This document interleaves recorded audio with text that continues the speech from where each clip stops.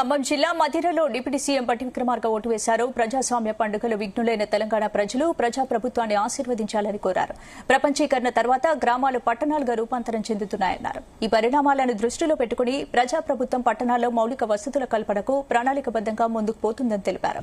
2047 కల్లా $3 ట్రిలియన్ ఎకానమీగా రాష్ట్రాన్ని తీర్చిదిద్దేందుకు cure, pure, rare, core, urban, very urban, rural agriculture economy విభాగాలుగా ప్రణాళికలు సిద్దం చేసుకుని ముందుకు పోతున్నామని వెల్లడించారు.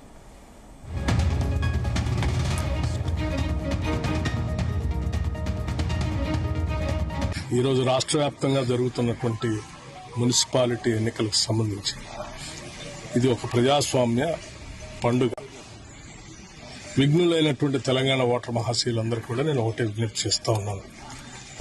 ఈరోజు తెలంగాణ రాష్ట్రంలో ప్రజాప్రభుత్వం ఏర్పడిన తర్వాత పట్టణ ప్రాంతాల్లో తీసుకొస్తున్నటువంటి అనేక రకాలైనటువంటి మౌలిక వసతుల అభివృద్ధిని దృష్టిలో పెట్టుకుని కాంగ్రెస్ ప్రభుత్వాన్ని, ప్రజాప్రభుత్వాన్ని ఆశీర్వదించవలసిందిగా, కాంగ్రెస్ పార్టీ అభ్యర్థులుగా పోటీ చేస్తున్నటువంటి వాళ్ళందరూ చేతి గుర్తుపైన పోటీ చేస్తున్నటువంటి కార్పొరేటర్స్ అందరినీ కూడా మీ అమూల్యమైనటువంటి ఓటు వేసి గెలిపించవలసిందిగా నేను విజ్ఞప్తి చేస్తా ఉన్నాను. ఈ రాష్ట్రం, ఈ రాష్ట్ర ప్రభుత్వం రెండూ కూడా ప్రపంచంతో పోటీ పడటం కోసం ప్రయత్నం చేస్తూ ఉన్నాం. తెలంగాణ రాష్ట్రం పెద్ద ఎత్తున అర్బనైజేషన్ పెరుగుతాం.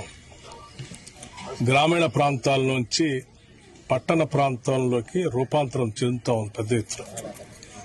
ఈ అర్బనైజేషన్ పెరుగుతున్నటువంటి క్రమంలో గ్లోబలైజేషన్ దృష్టిలో పెట్టుకుని ఈ ప్రపంచంతో పోటీ పడటానికి కావలసినటువంటి మౌలిక వసతులన్నింటినీ కూడా ఒక ప్రణాళికాబద్దంగా ఈరోజు రాష్ట్ర ప్రభుత్వం క్యూర్, ప్యూర్, రేర్ అని, అంటే core urban reason economy, peri urban reason economy, rural agriculture economy, దాన్ని దృష్టిలో పెట్టుకుని అనేక రకాలైనటువంటి ప్రణాళికలు తయారు చేసుకుంటూ 2047 కల్లా ఒక మన తెలంగాణ విజన్ డాక్యుమెంట్ మేము రిలీజ్ చేయడం కూడా జరిగింది. ఈరోజు రాష్ట్ర వ్యాప్తంగా జరుగుతున్నటువంటి మున్సిపాలిటీ ఎన్నికలకు సంబంధించి ఇది ఒక ప్రజాస్వామ్య పండుగ. విఘ్నులైనటువంటి తెలంగాణ ఓటర్ మహాశీలందరూ కూడా నేను ఒకటే విజ్ఞప్తి చేస్తా ఉన్నాను.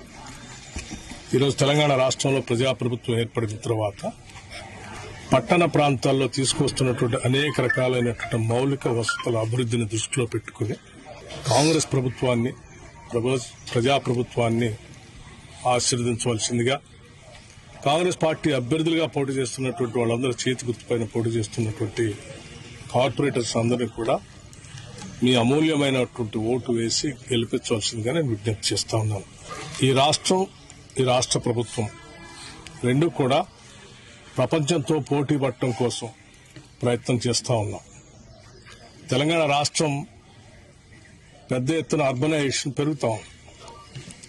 గ్రామీణ ప్రాంతాల నుంచి పట్టణ ప్రాంతాల్లోకి రూపాంతరం చెందుతా ఉంది పెద్ద ఎత్తున.